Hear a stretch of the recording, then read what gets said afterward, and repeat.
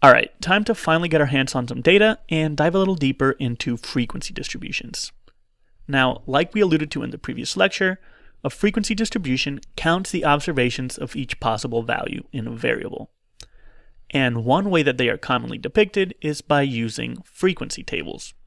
So let's go back to our project data and look at a small sample of 17 students and their respective undergrad degrees and grades.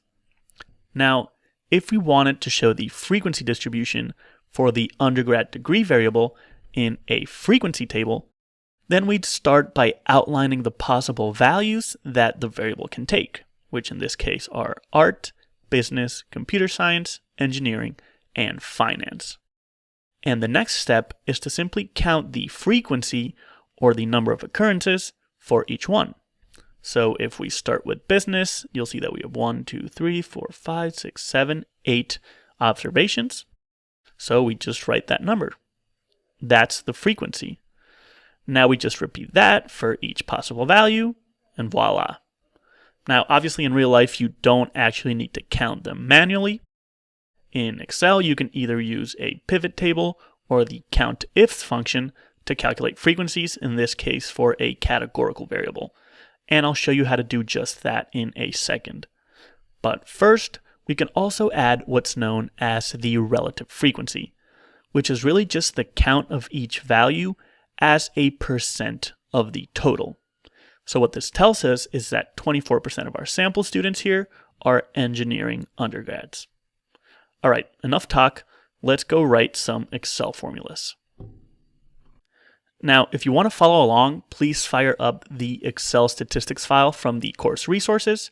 If you don't have it downloaded yet, you can do that in the first section of the course in the Download Course Resources lecture.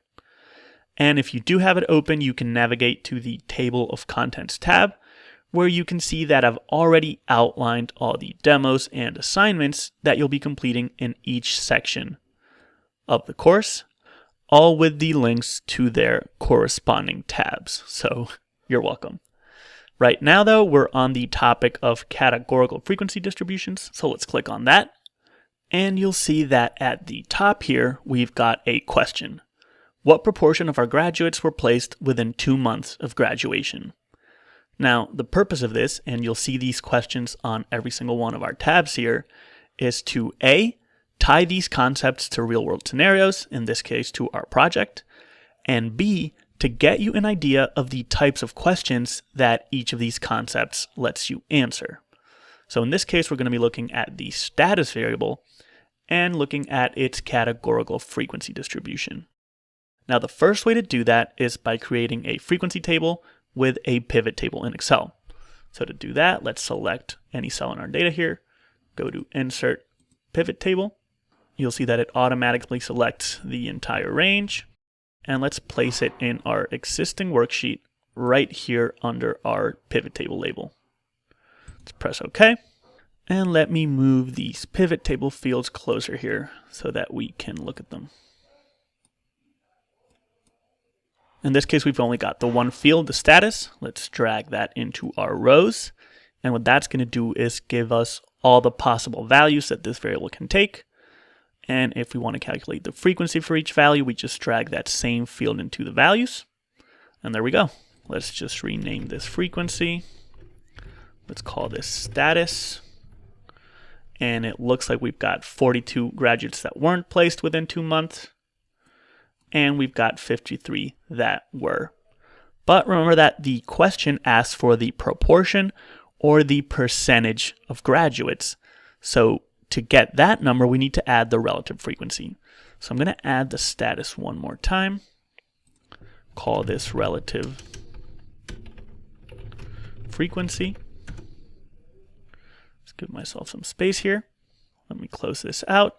And all I need to do is right click and show these values as a percentage of the column total. So now we know that 55% of our graduates were placed within 2 months of graduation. Now you can also do this with Excel formulas, and throughout the course you'll see these orange and green column headers. Orange simply means that you can do this in the legacy versions of Excel, which basically means not Excel 365. and the green requires dynamic array formulas, which right now are only available on Excel 365. If you do have 365, feel free to follow along with just one or both. Now for the status, I'm just going to write them right here, not placed and placed. Those are our two possible values. And for the frequency, we can use the count ifs function. Select that. It's going to ask me for a criteria range first, which is going to be my sample data. So I'm going to select this, Control Shift arrow down, Control backspace to go back. So in this range, how many times does not placed occur? Close that, press enter. You'll see that we get 42. And I'm actually going to go back and fix this range so that I can drag this all down. And as I apply it down, you'll see that we get 53 placed graduates. Now for the relative frequency, we simply need this divided by the sum of both of these. Whoops. The sum of both of these, which is our total. Again, I'm going to fix that with F4. Press enter. Apply this down. And let's just show this as a percentage. Pretty straightforward. And for the dynamic array formulas, we can actually use a function to bring the unique values from our variable. And that function is actually called unique. So again, let's select our array. You'll see that we get placed and not placed. If we want it in the same order, we can actually wrap that in a sort function, which is just going to display these alphabetically. For the frequency, we can again just choose the countifs function, but check this out. I'm going to select the same criteria range, and in the criteria, I'm going to select both values, not just one. Close that, press enter, and you'll see that the formula is spilling, and it's displaying the results for both of my unique values here. Now for the relative frequency, again, I can just point to one, add the pound symbol, and that's going to select the entire spilled range, and divide that by the sum of, again, M6 pound, and I get the relative frequencies. Let me just copy the formatting, apply it here. And the cool part about this is that if I were to change any of these values, let's say that this graduate is actually in interviews, then this is going to update dynamically. Well, these two are not, although we could just go here, go to Pivot Table Analyze, and refresh. Let me return this to placed. Again, this updates, and after I refresh, this updates as well. But that's it. 3 different ways to calculate categorical frequency tables. So we just covered categorical frequency distributions, which count the observations for each possible value. But for numerical variables, a frequency distribution typically counts the number of observations that fall into defined ranges or bins. And these are commonly depicted either using grouped frequency tables or visualized using histograms. So let's look at the same sample data as before, but let's try to create a frequency table for the undergrad grade, which is a numerical variable instead. Well, if we follow the same steps as last time, then we're going to get this, which clearly isn't a meaningful representation of the distribution of the data. We just repeated every single value once. But if we define ranges of values, say every 5 grades, then we can count the number of observations that falls into each range. So if we look at grades between 75 and 80, we have 1, 2, 3, 4, 5. So we write 5 as the frequency. We repeat the process for the rest, and we get this, which is a lot more useful. And what we can do is take it one step further and add the cumulative relative frequency, which is really just the running total of the relative frequencies. So what this tells us is that a little over half the students in our sample, 53% in fact, obtained grades of 75 or lower. Now, quick pro tip, either group the numerical values in a pivot table or use the frequency function with the upper limits to calculate the frequencies for each bin in Excel. And let me show you exactly how to do that right now. All right, so we're back in the Excel statistics workbook, and this time we're going to go to the numerical frequency distributions link. So let me click on that. And the question that we want to answer this time is, what are the annual salaries of our placed graduates? Well, what we can do is create a grouped frequency table from our annual salary variable. So let's start with the pivot table approach. I'm going to select my data, go to Insert, Pivot Table. Let's add it to the existing worksheet right here. Press OK. Let me move my pivot table fields a little bit over here. And just like last time, I'm going to start by dragging my annual salary into my rows. You'll see that we get a ton of unique values here, but what we can do is simply right-click and select the group option. And this is going to let me define those ranges. So we could do something like from 70 to 340 by 10, so tens of thousands. Press OK. And then we can drag annual salary into our values. It's going to give us the count or frequency. Let me resize. Let's call this annual salary. And if we take a quick look at the rows, you'll notice that we do have some bins missing. So we go 70, 80, 90, 100, and if we keep going, you'll see that we jump from 160 to 180, then to 200. And that's because those are bins that don't have any data, but we do actually want to show those zeros there. So I'm going to select this, right-click, go to the field settings options. And here in the layout and print, I'm just going to select this option that says show items with no data. Press OK. We get these blanks. If we do want to show these as zeros, we can go to Pivot Table Analyze, Options, and for empty cells, simply say show 0. Press OK. And there we go. Now we do have a lot of bins here, so what we can do is just adjust the bin size. And go back to group, and let's say by 20 this time. Press OK. And there we go. Now, if we wanted to add the cumulative relative frequency, I just have to drag annual salary back into my values. Right, cumulative relative frequency. Let me close this in a little bit. Let's wrap this text. And I'm going to right-click, show values as, and for the relative frequency we used percent column total. This time around, we're going to show values as percent running total in. Press that. We only have one option here. We want the running total by annual salary. Press OK. And there we go. So it looks like around 80% of our graduates earned between $70,000 and $130,000. So there's the answer to our question. Now that's the pivot table approach, which I do recommend, but there's also a dynamic array formula approach, and that is using the frequency function. So I already did some of the prep work here, but the idea is that you have to write the upper limit of your bin, in this case 90, 110, 130, so on and so forth, in a cell. And all I did here is simply use a formula to create the label for my bin that I'm going to use. But what I want is to write the frequency function. My data array is my sample data here. Control-Shift arrow down. And the bins array, I'm just going to select the upper limits. Now if I select all of them, close my function, press enter, you'll see that we get an additional spilled cell beyond my bins, and that's because Excel protects itself.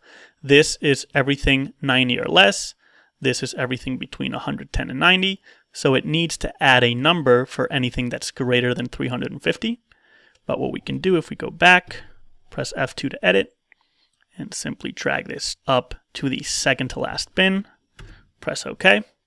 Now we get the frequency up to our last bin, which as you can see is exactly the same as the one we have here. We can filter out these less than and greater than values if we want to. So there you have it, 2 ways of creating grouped frequency tables, which are going to come in handy in the next lecture when we start building histograms. All right, time for an important lecture. Now, we just covered grouped frequency tables, but histograms are one of the best ways to visualize the distribution of a numerical variable. And a key part of that is that they also provide a glimpse of the variable's central tendency and variability.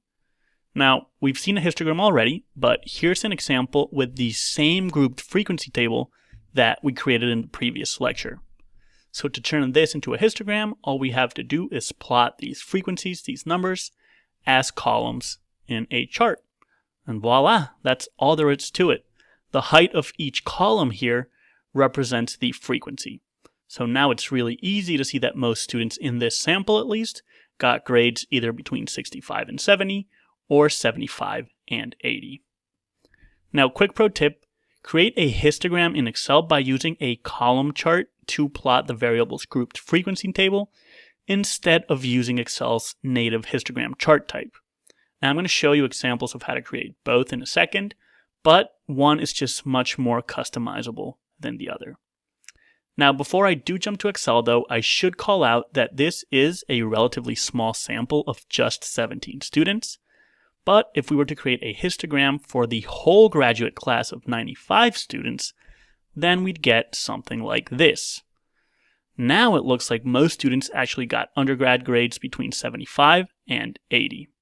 And the key takeaway here is that histograms and statistics in general works best with samples with many observations, as they are just better reflections of their populations. Now, one final thing to consider is that the bin size can also significantly affect the shape and the smoothness of your histogram, or how it looks. So feel free to play around with a few options and select a bin width that accurately shows the data distribution. All right, now on to Excel. Now back in the Excel statistics workbook, we're going to click on the histograms link. And you'll see that we are answering the same question as last time. So what are the annual salaries of our placed graduates? Now, one way to create a histogram is to simply select the source data and then go to Insert, and where you see the histogram right here, we've got the histogram chart type. Let me move this over here.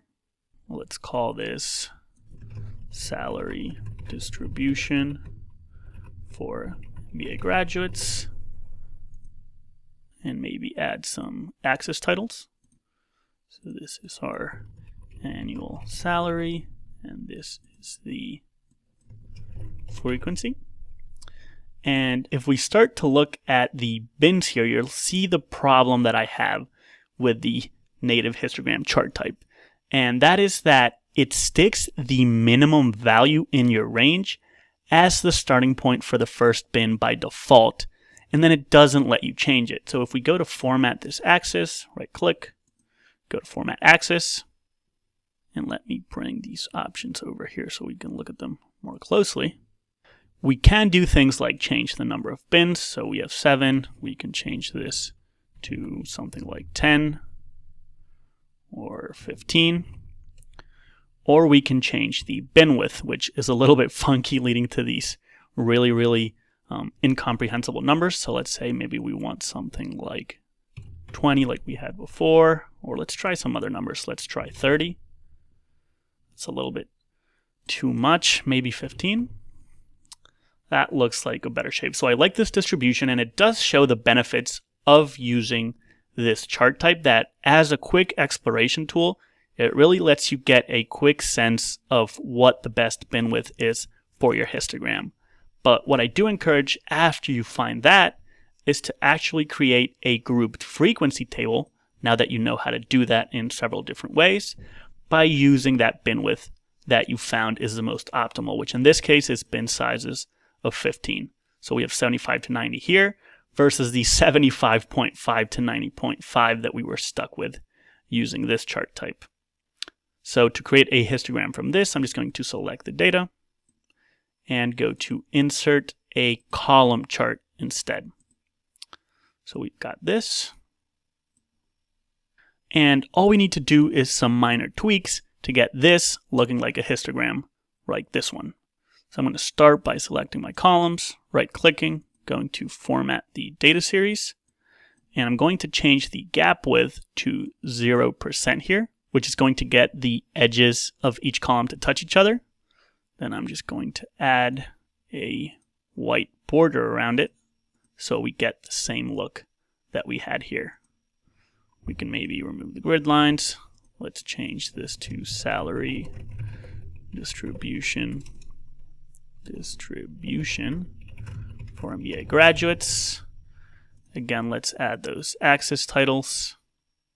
So this is the frequency. This is the annual salary in thousands of US dollars. And maybe we can remove the outline from the entire chart as well. So there you have it, 2 different ways to create histograms in Excel. One method which I encourage you to use to explore the different bin sizes that best represent the distribution of the data, and the other to create a more polished final version of your histogram by leveraging the grouped frequency table. Alright, enough of me doing things. Time for you to get to work with your first assignment on frequency distributions. Now, you'll see a bunch of these assignments throughout the course in which you're going to be getting emails from someone at Maven Business School with a specific problem for you to solve or a question to answer. And the idea behind these is for you to take a look at the assignment lecture first and then attempt the assignment yourself before moving on to the solution video. That's really how you're going to get the most out of this course. So let's take a look at this first email. In this case, it's from Molly Mean, the Director of Education. She's saying, welcome to Maven Business School. As you know, we just had our first ever batch of MBA graduates. And I've looked at their grades individually already, but I'm not getting much insight from them. There are just too many numbers. So I really need to get a clear picture of their grade averages, though, to see if I need to make any tweaks to the program's curriculum. Do you think you could give me a hand? Alright, so that should be enough for you to go on, but I am in a giving mood, so I'm going to break it down into some key objectives for you as well. Number 1, create a frequency table for the MBA graduate variable. And number 2, visualize those results using a histogram. Now, I'm not going to do this every single time, but since this is the first assignment, I am going to quickly jump to Excel just to show you where the data for this and the other assignment is going to be. And as you probably guessed, it is in the same Excel statistics workbook. You will see that you have some of these slightly darker cells that contain the assignments for each of the sections. They also have their links, so if you click on it, it will drive you to the data and the question for the assignment. But that's it. Get to work.